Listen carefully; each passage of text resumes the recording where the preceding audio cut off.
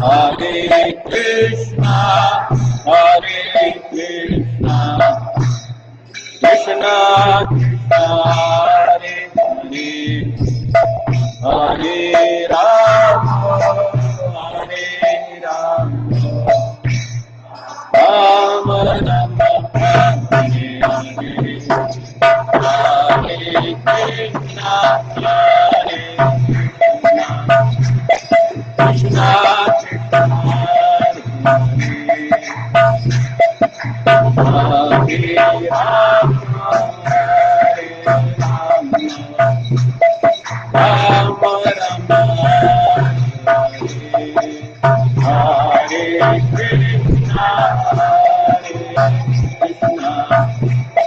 कृष्णा कृष्णा हरे राम हरे राम राम राम हरे राम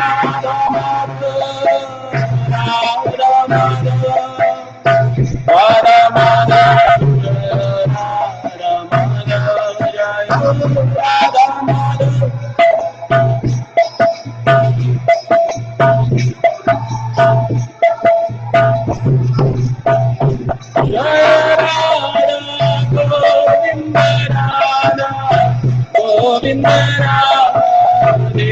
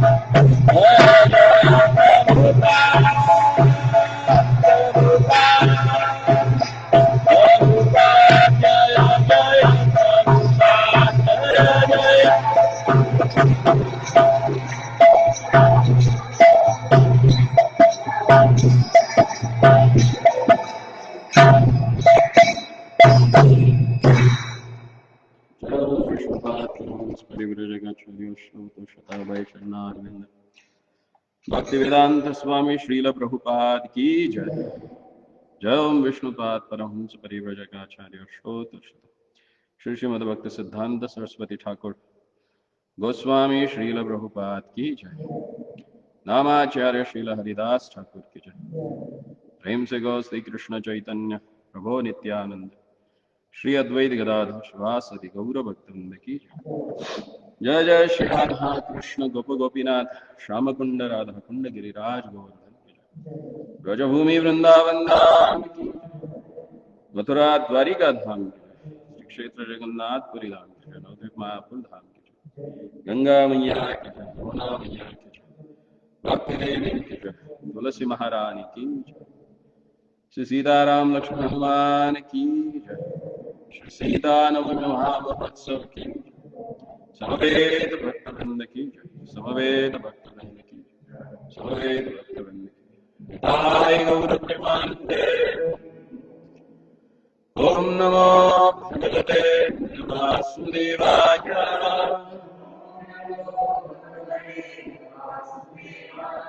ओम नमो भगवते वासुदेवाय।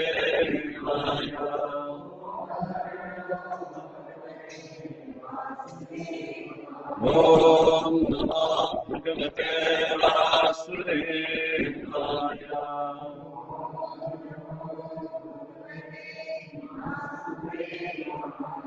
ओम नमो भगवते श्रीरामचंद्राय।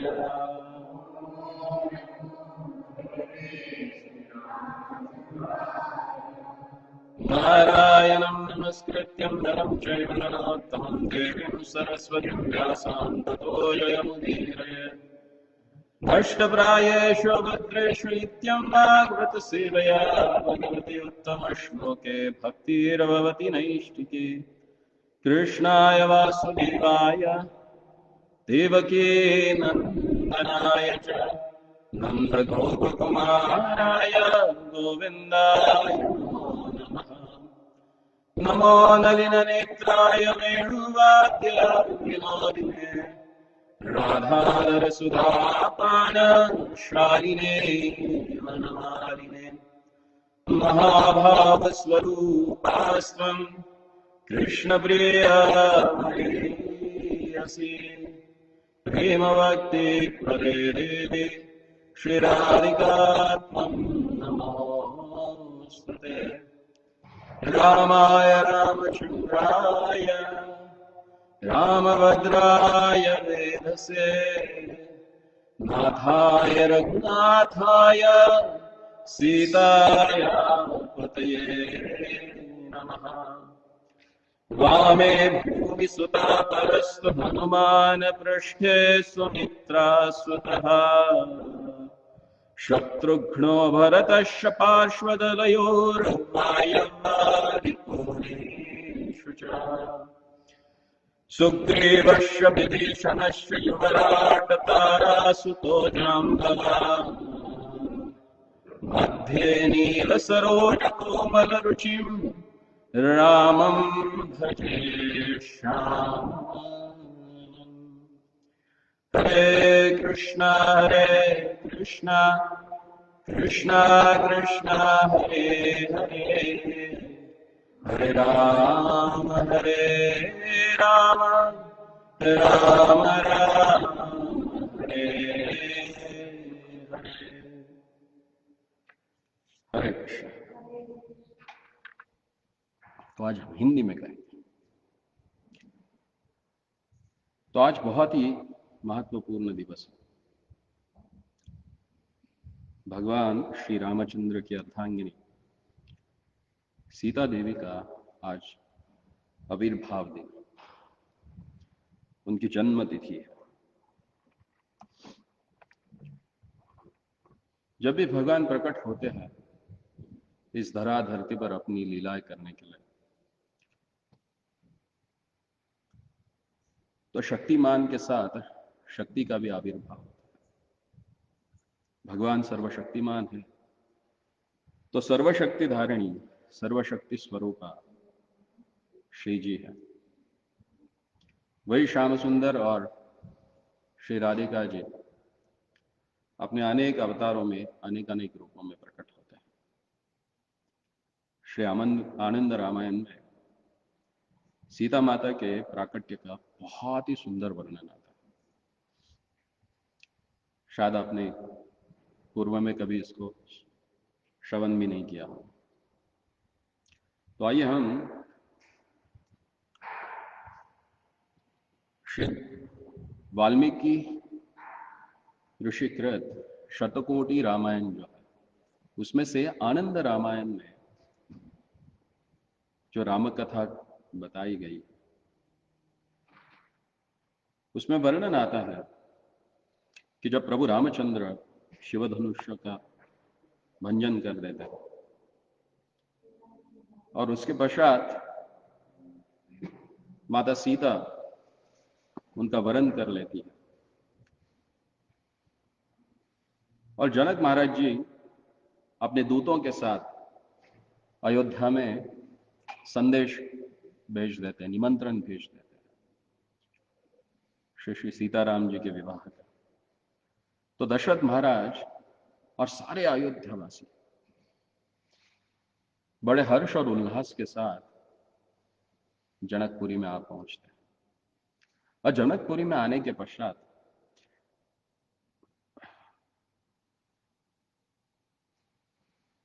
तुलसी रामायण में वर्णन आता है कि जब बारात आ रही होती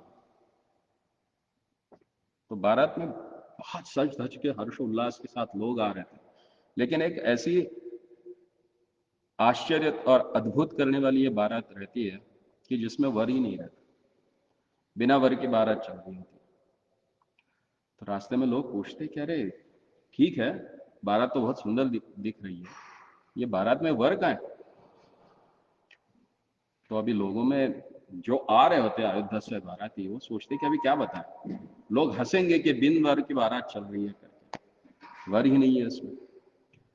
तो कुछ बुद्धिमान रहते हैं, वो बोलते हैं कि वर पीछे है, क्योंकि लंबी बारात रहती है, एक गांव से दूसरे गांव तक तो लोग चल रहे हैं। तो बोले कि पीछे है, आ जाएगा।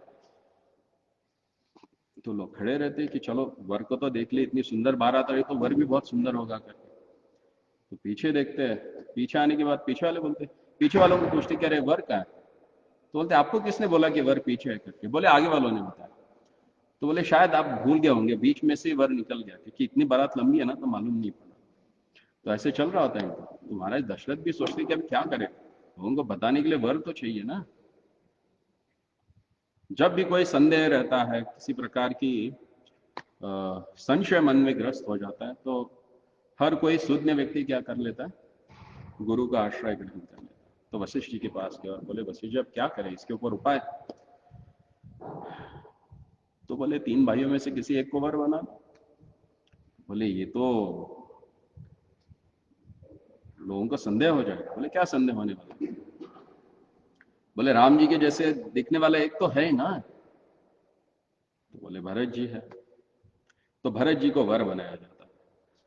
और भगवान की लीला है, हर एक लीला के पीछे कुछ ना कुछ कारण रहता है।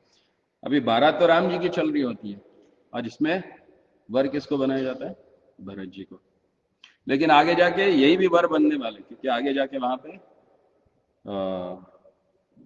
महाराज जनक के जो भाई हैं उनकी पुत्री मांडवी के साथ भरत जी का भी विवाह होने वाला है। तो वैसे तो बारात में वर होते हैं, 3 वर नहीं, एक नहीं बल्कि 3 वर रहते हैं, श्री शत्रुघ्न जी, श्री लक्ष्मण जी, क्योंकि आगे जाके सबका विवाह होने वाला है।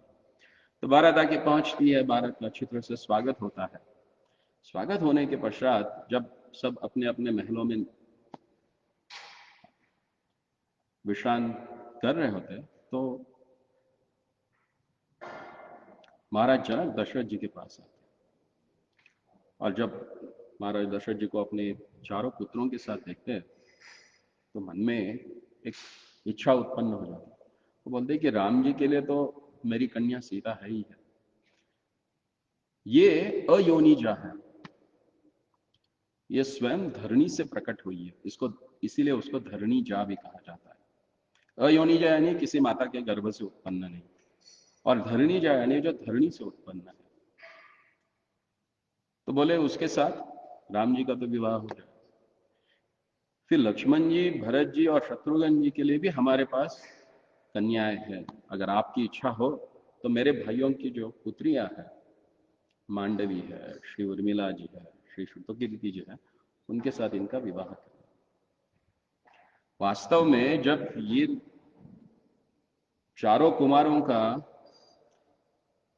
नामकरण उत्सव चल रहा होता है, संस्कार चल रहा होता है, उस समय माता कैकेयी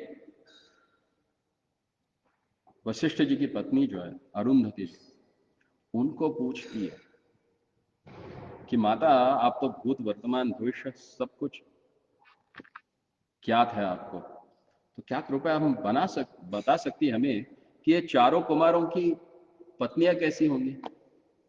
तो अरुंधति माता सोचती है, अरे ये तो अभी पैदा हुए, 12 दिन भी नहीं है उनको, और तुम इनकी पत्नियों की बात कर रही हो। ये बोली फिर भी ना, क्योंकि हर माता को वही एक प्रश्न रहता है कि किस प्रकार की बहू है मेरे घर में आने वाली, पुत्र वधू किस प्रकार के आने वाली। कभी कभी लगता है ना किस प्रकार के आएंगे, है? सोचते हैं। और हमें कैसे मालूम पड़ेगी कि इनका विवाह होने वाला है करके? विवाह का समय निश्चित आ गया, ये हमें कैसे समझ में आएगा? तो अरुंधति जी बोलती है ठीक है। एक्चुअली कैकेयी माता का नाम सुरूपा रहता है। पहले के काल में उनके निजी नाम से कभी उनको बुलाया नहीं जाता था, क्योंकि अगर प्रत्यक्ष नाम से आप बुलाएंगे तो उनकी आयु कम होती है करके। इसे माता कौशल्या, जो कौशल राज की कन्या थी, इसलिए उनको कौशल्या कहा जाता था। माता सुमित्रा और कैकेय देश की कन्या कैकेयी, इसलिए उनको कैकेयी कहा जाता। हालांकि उनका वास्तव में नाम स्वरूपा था। और वे प्रभु रामचंद्र से बहुत प्रेम करते थे। सुमित्रा माता बताती है कि जितना दूध का पान अपनी माता का ना किया हो, उतना दूध श्री रामचंद्र जी ने कैकेयी माँ का पिया है। तो वे पूछती कि बताओ कैसे रहेंगी इनकी? तो फिर अरुंधति माता जी बताती है कि श्री राम जो सारे शक्तियों के आधार है, उनकी पत्नी रहेगी सबका आधार स्वरूप सीता, जो कि धरणी जा रहेगी, जो धरणी से उत्पन्न रहेगी। भरत जो सबका भरण पोषण करने वाले हैं, उनकी पत्नी का नाम रहेगा मांडवी। मां अंडवी, अंड यानी पूरा ब्रह्मांड, पूरे ब्रह्मांड की मां जिस प्रकार से भरण पोषण करती है, उस प्रकार से मांडवी पूरे ब्रह्मांड का भरण पोषण करने वाली। श्री लक्ष्मण जी की पुत्री जो है उसका नाम पत्नी जो है उनका नाम रहेगा उर्मिला। श्री लक्ष्मण जी ये आदि गुरु है। और गुरु हर कार्य हमें उत्साह के साथ करने के लिए बताते हैं।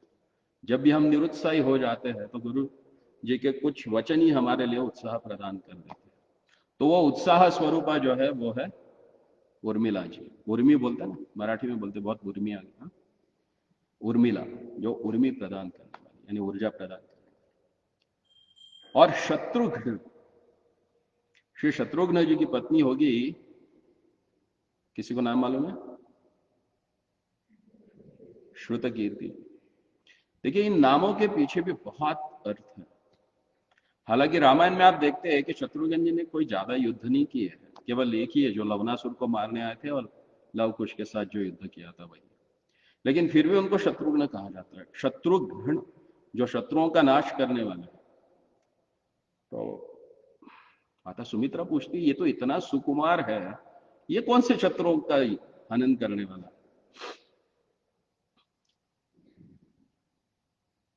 तो अरुंधति माता बोलती है कि ये पुत्र जो है ये हमारे हृदय में वास करने वाले षड रिपु जो है काम क्रोध मद मोह मत्सर, इन सब का नाश करने वाला है।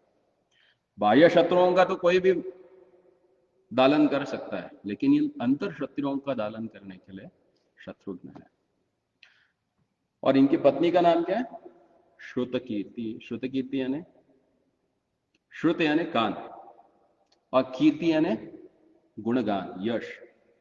जिन कानों के द्वारा भगवान श्री हरि के गुणों का गुणगान श्रवण किया जाता है, उसी श्रवण के द्वारा हमारे हृदय के जो षड रिपु है उनका दालन होता है। शत्रुओं को मारने के लिए क्या आवश्यक है? श्रुति कीर्ति।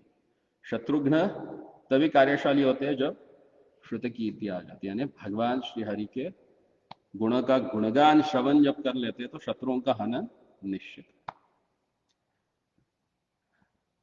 तो ये नाम सुने होते हैं माता कैकेयी ने, वे तो बहुत प्रसन्न होते हैं और लालायित होती है देखने के लिए कि मेरे लाला इतने सुंदर है, सुकुमार है, सुकोमल है, हाँ, सर सबके मनों का सर्व मन भावन है, तो इनकी पत्नियां कैसे रही?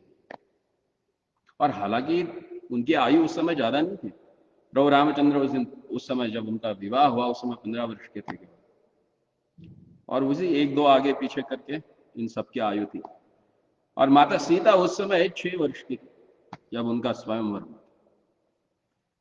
और उनको देखने के लिए ये सारी माताएं लालायित थी, लोलुप थी, मन में बहुत ही उनकी गाढ़ इच्छा थी उनको देखने की। तो उस समय जब इनके नाम सुनते हैं महाराज दशरथ, तो वे शतानंद जी को पूछते हैं। जैसे वशिष्ठ जी रघुवंश के कुलगुरु है, तो उसी प्रकार से शतानंद जो गौतम ऋषि और अहिल्या के पुत्र है, वे जनक महाराज के कुलगुरु रहते हैं। तो इनसे हाथ जोड़ के विनती करती कि आप मुझे बताइए कि सीता को धरणीजा क्यों कहा जाता है और उसके प्राकट्य का क्या इतिहास है? तो शतानंद जी बताते हैं कि पूर्व काल में एक राजा थे और उनका नाम था पद्माक्ष।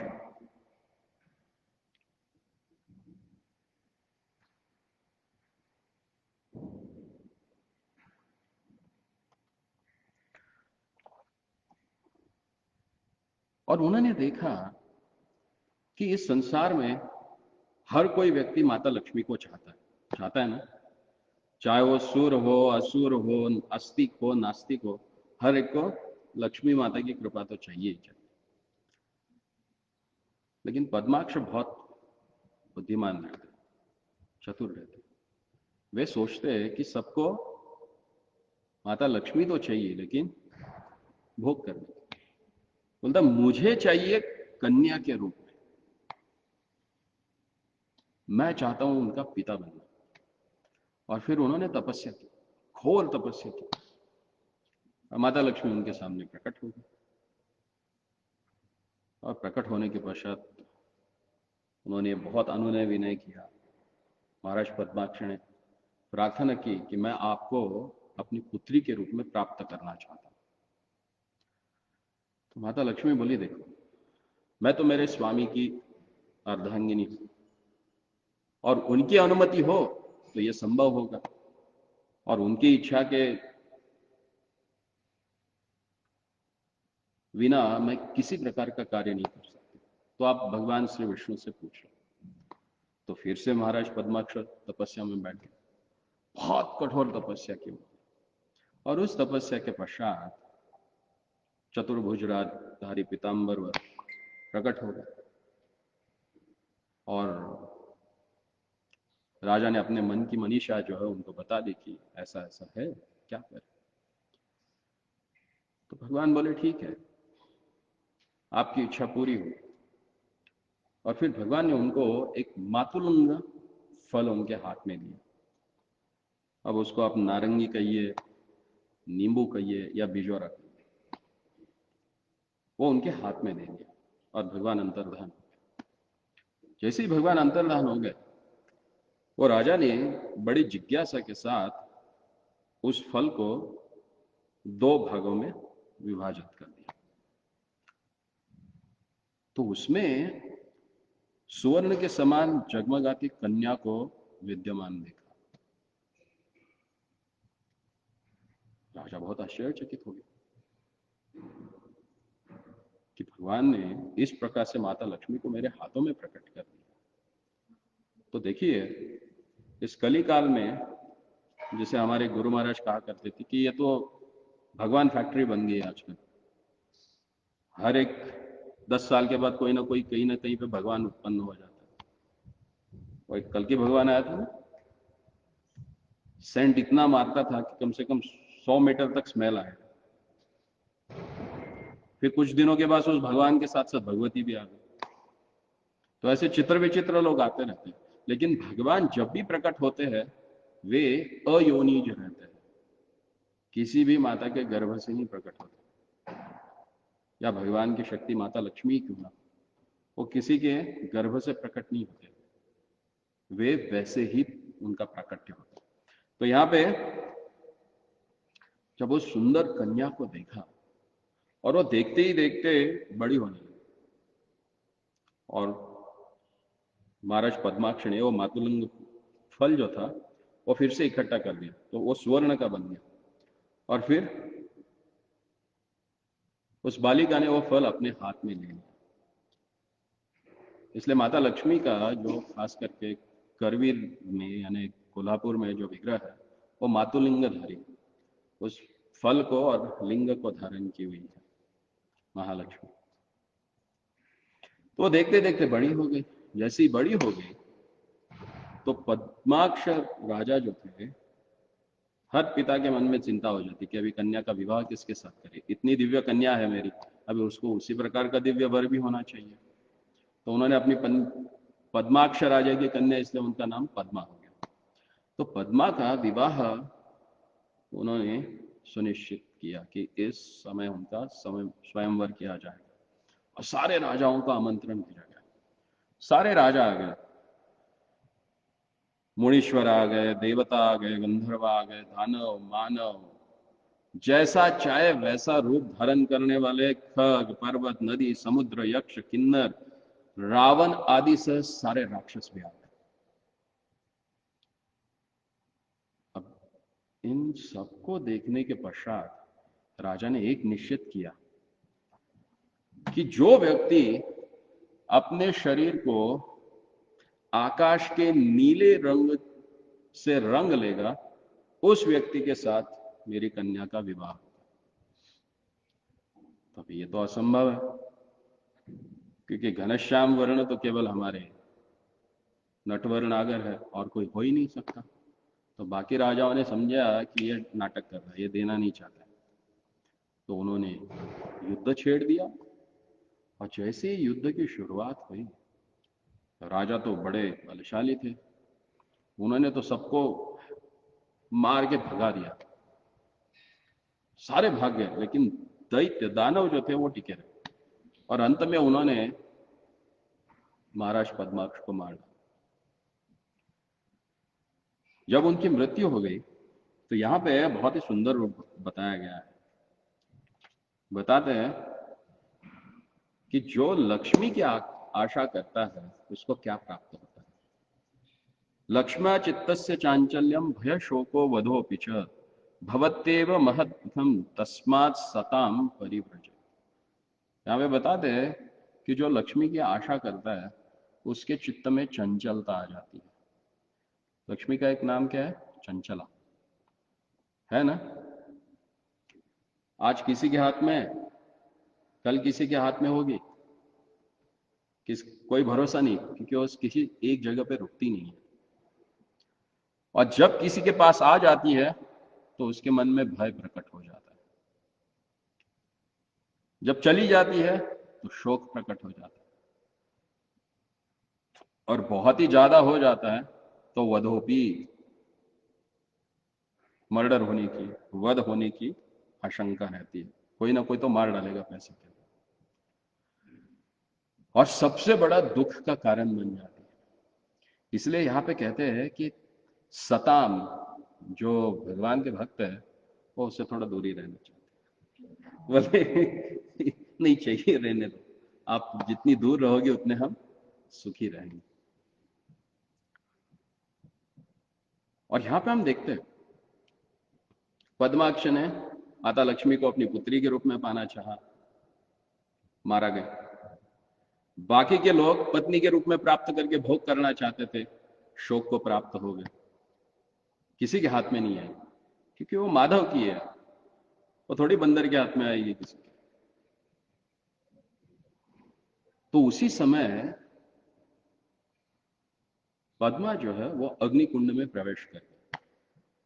तो उसको ढूंढने के लिए जो बाकी दैत्य दानव बचे थे उन्होंने पूरा जो नगर था वो तहस नहस कर दिया, खोद डाला ढूंढने के लिए, लेकिन मिली नहीं।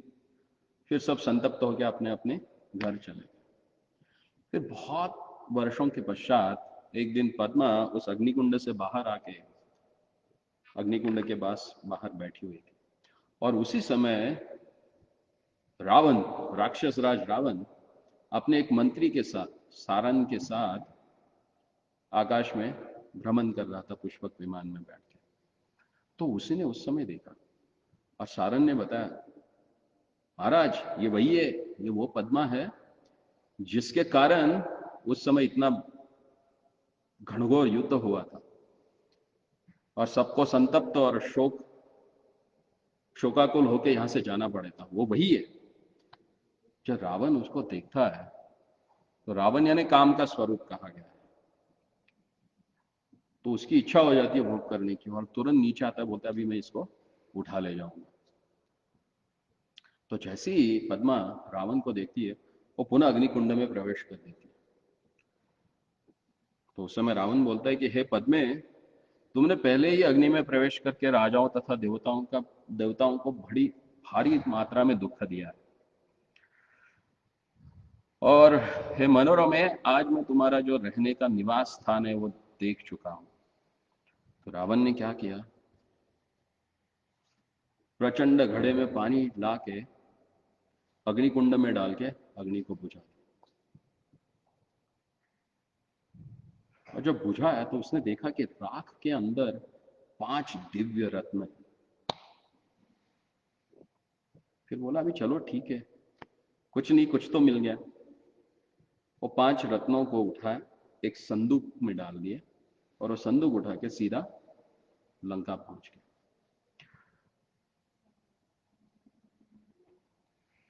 और फिर वो संदूक जो है उसने लंका में जाने के पश्चात देव गृह में रख दिया। और रात्रि के समय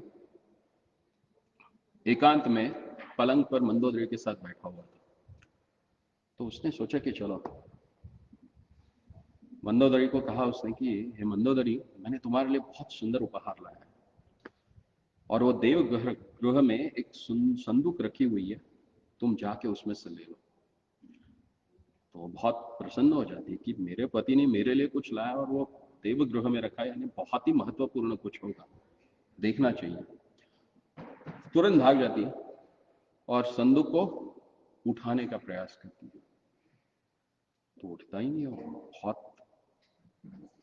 वो सोचती है कि बहुत बल का प्रयोजन करने के पश्चात भी नहीं होता। फिर वो आती और बोलती कि हे प्रियतम, क्या लेके आए हो, और इतना भारी कि मैं उसको उठा भी नहीं सकती, आप बताओ क्या है।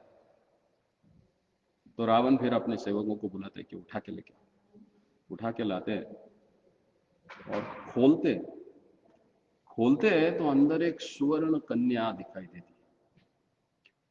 उसको देखने के पश्चात तो सारे अचंभित हो जाते हैं, बोलती ये तो अद्भुत है, आपने तो बोला था कि पंचरत्न है, लेकिन यहाँ तो रत्नावली है। इसलिए माता सीता का दूसरा नाम है रत्नावली, जो रत्नों में परिवर्तित होके रावण के हाथ में आई थी और फिर से कन्या हो गई, तो उसका रत्नावली था।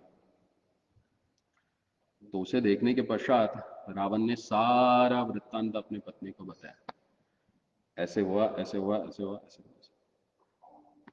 तो मंदोदरी ने कान पे हाथ लगाया, बोली ये तो कुलग्नि है, ये कुल का हनन करने वाली है, जिसके घर में गई और राजा पद्माक्ष का तो सारा नगर के साथ नाश कर दिया, और तुम अपने पूरे कुल का नाश करने के लिए उसको यहां क्यों लाए? ले जाओ इसको, पहले कहीं पे डाल दो। तो क्या किया जाए? फिर रावण अपने दूतों को बुलाता है, बोले इसको उठा। तो उस समय मंदोदरी बोलती है कि ये तो कृतज्ञ है, ये कुल विध्वंसकारिणी है और प्रचंड कर्मों को करने वाली है, तुम इसे यहां लंका में लाए हो, निश्चित रूप में तुम्हारा नाश होने वाला है। अगर मेरी मानो तो अभी के अभी इसको यहां से रवाना करो। और फिर वे बोलती है कि उसे ऐसे किसी वन में छोड़ो, और केवल ऊपर मत छोड़ो, बोलो उसको, बोल के धरणी में गाड़ दो, क्योंकि और किसी के हाथ में आ गई तो उसके कुल का नाश हो जाएगा।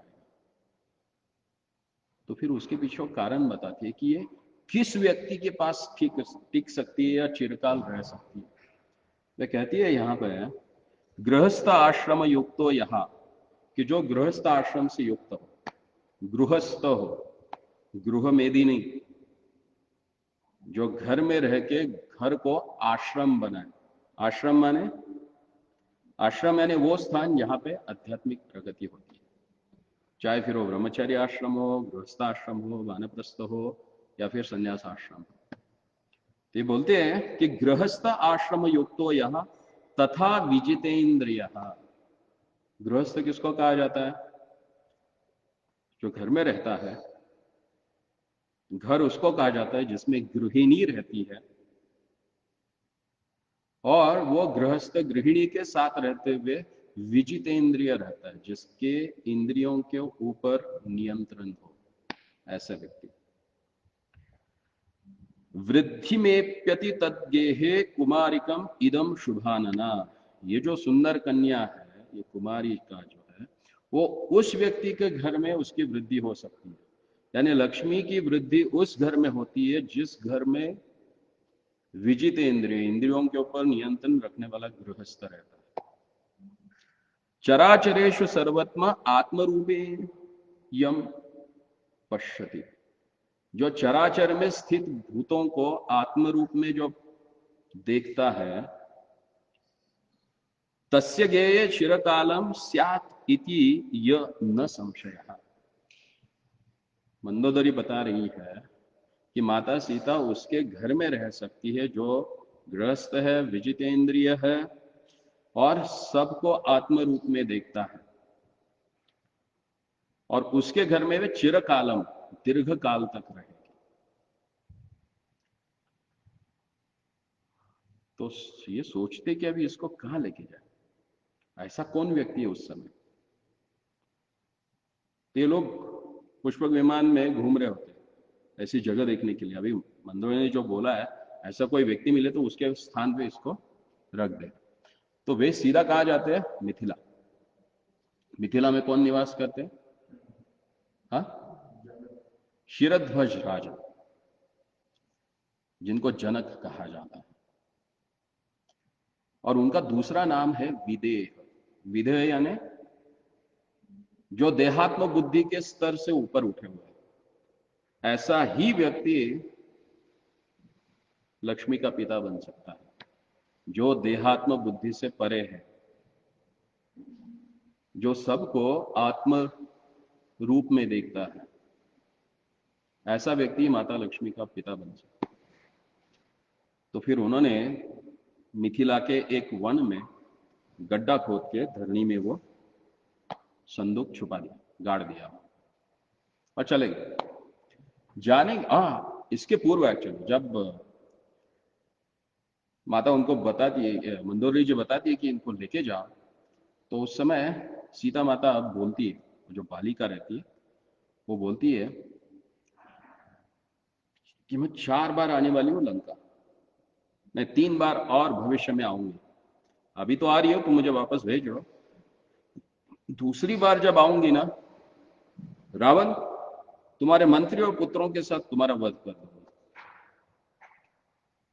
उसके पश्चात तीसरी बार जब मैं आऊंगी तो पौंड्र पुत्र, क्या नाम है उसका, निकुंभ का पुत्र जो है पौंड्र, उसको मारने के लिए मैं आऊंगी, और उस समय मैं 100 सिर वाला जो रावण है उसका वध करूंगी।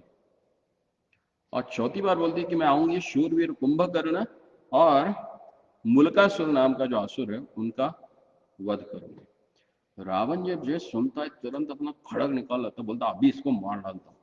मंदोदरी हाथ पकड़ती है, बोलिए होनी तो होगी, लेकिन अपमृत्यु क्यों ले रहे हैं? ये तो भविष्य में कभी होगा तुम्हारी मृत्यु, अभी तो नहीं हो रही है ना। अभी इसको मार के अपनी मृत्यु क्यों तुरंत बुला रहे हो, सुसाइड क्यों कर रहे हो? जाने दो इसको। और फिर भेज देते।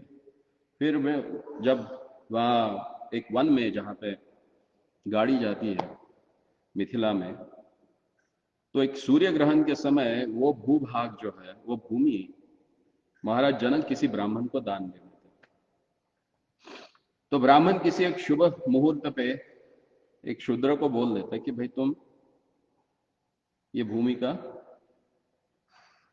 यहाँ पे कुछ ना कुछ उपज कर लो यहाँ पे, और एक मुख्य मुहूर्त बता देते कि इस मुहूर्त में तुम यहाँ पे जोतना शुरू कर दो भूमि को।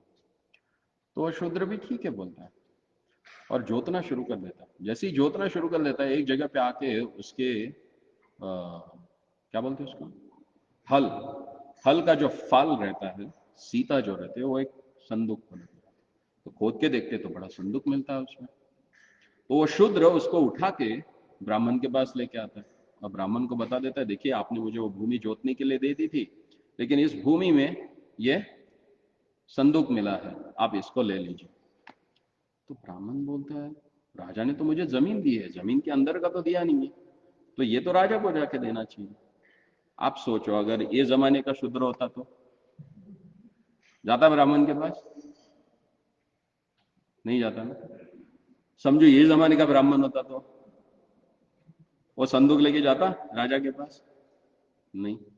और वहां पे जाके दोनों का झगड़ा शुरू हो जाता है, कलह शुरू हो जाता है। जनक जी बोलती है मेरा नहीं है, तुम्हारा, मैंने तुमको दान दे दिया। बोलता है आपने मुझे जमीन दान दी, भूमि के अंदर का आपने मुझे दान नहीं दिया, और भूमि के अंदर जो भी है वो राजा का ही रहता है। बोले आपको लेना पड़ेगा। ये दोनों का वाद विवाद चल रहा होता है। तो शतानंद जी बोलते हैं राजन, कुछ ना कुछ तो कारण होगा, आप रुकिए, खोल के तो देखिए क्या है।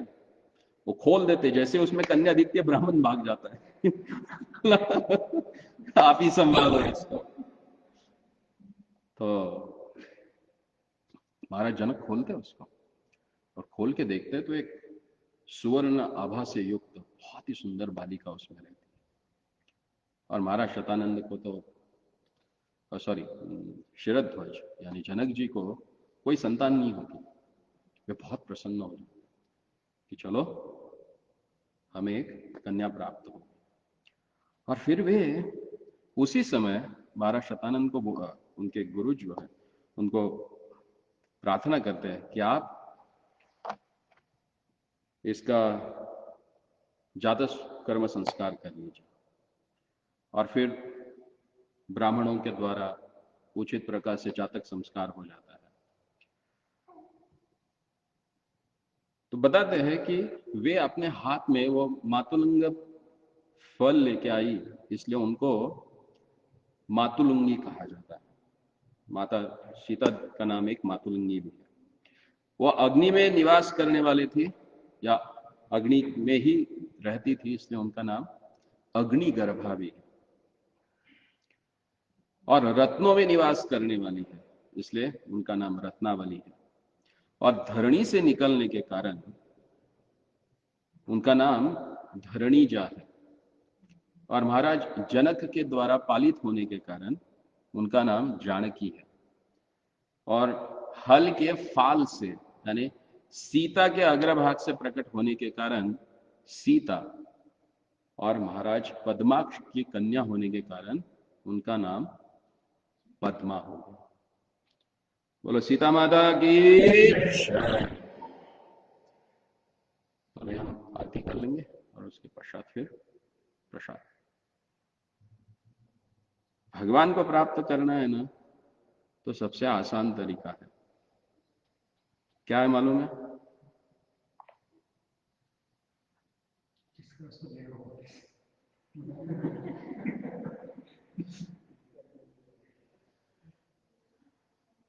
श्री जी का आश्रय लेना। क्योंकि जब तक श्री जी के चरणों का आश्रय नहीं ग्रहण करते, तब तक ठाकुर जी देखते नहीं हमें। अकेले भगवान को चाहोगे तो वो आप में दोष देखेंगे, और जीव दोषों से भरा पड़ा। लेकिन श्री जी के चरणों में पड़ोगे तो भगवान आपके दोष नहीं देखेंगे। इसीलिए स्वयं शिव जी भी प्रार्थना करते हैं, मुनीन्द्र वृंद वंदिते त्रिलोक शोक हारिणी प्रसन्न वक्त्र पंकजे निकुंज भूविलासिनी व्रजेन्द्र भानुनंदिनी व्रजेन्द्र सूनु संगते कदा करिष्यसि मां कृपा कटाक्ष भाजनम्। भगवान शिव बोलते कि हे व्रजेंद्र भानुनंदिनी, जब तक तुम्हारा कृपा कटाक्ष को मुझ पे नहीं पड़ेगा, तब तक इस संसार से मेरी भी छुटका नहीं। तो आप और हम कौन है? और जिसके ऊपर श्री जी की कृपा दृष्टि हो जाती है, भगवान विवश हो जाते हैं उस व्यक्ति को अपने पास लेने। और इसीलिए माता सीता, श्री राधिका जी, इनके चरणों का आश्रय प्राप्त करना आवश्यक। इसी राधा कृपा कटाक्ष स्तोत्र के अंतिम श्लोक में वे बताते हैं कि मखेश्वरी, क्रियेश्वरी, स्वधेश्वरी, सुरेश्वरी, त्रिवेद भारतेश्वरी, प्रमाण शासनेश्वरी, व्रजेश्वरी,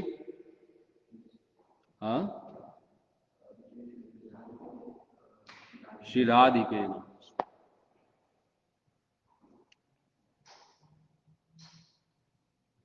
जैसे हम भगवान को बोलते हैं कि यज्ञपति, श्रियापति, ध्यापति सबके पति है, तो ये सबकी ईश्वरी। और जब तक इनका आश्रय नहीं ग्रहण करोगे, तब तक ठाकुर जी देखेंगे। तो इसलिए आए प्रार्थना करते हैं माता सीता के चरणों में, क्योंकि उनके आविर्भाव तिथि में बहुत दयालु रहती है, खुश रहते हैं ना, देना चाहते हैं। तो आज उनका देने का दिन है और हमारा लेने का दिन। तो वो देना चाहिए तो कितना देंगे? अमर्यादित। लेना चाहिए तो हम कितना ले सकते हैं? हाँ, देना रहे चाहे हाथ हजारों दुबड़ी माजी से। जब वो देना चाहते हैं तो हजार हाथों से देते हैं, हमारा क्या है फिर, कितना लेंगे झोली में? हा? तो इसीलिए भगवान से मांगना है तो यही मांगना है, जो आप चाहते हो वो देना, हम चाहते हो वो नहीं देना। हम चाहते हो देंगे तो फिर पुनरपि जननम पुनरपि मरणम पुनरपि जननी जठरे।